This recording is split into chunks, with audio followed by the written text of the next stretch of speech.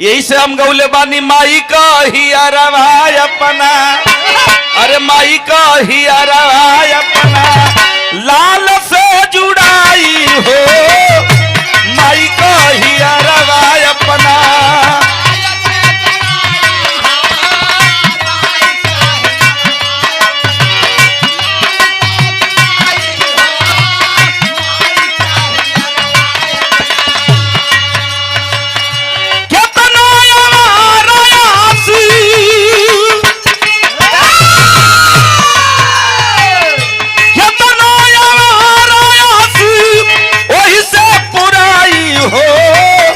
माई का ही अरवाय